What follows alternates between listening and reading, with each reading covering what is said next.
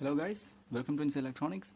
So today it's going to be a really quick video about how you can fix your low capacity power banks like this one.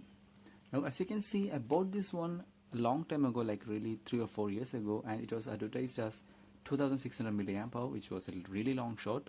And this was the cell that was actually inside this one, and it was hardly ever 2600 milliamps. It was actually around 1000 milliamp hour, the maximum.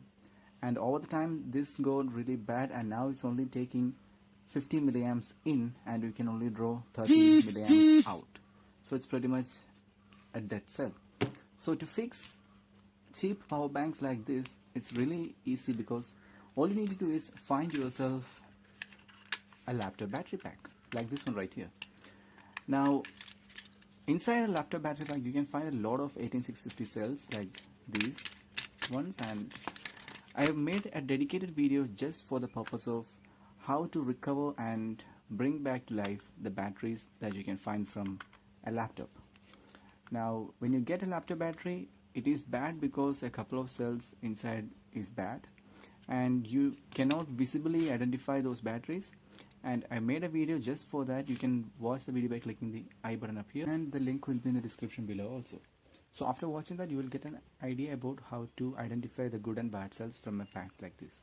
So once you have identified the good cells, all you need to do is open up your power bank that you need to repair and just replace the bad cells with the good cell that you found from your laptop battery pack.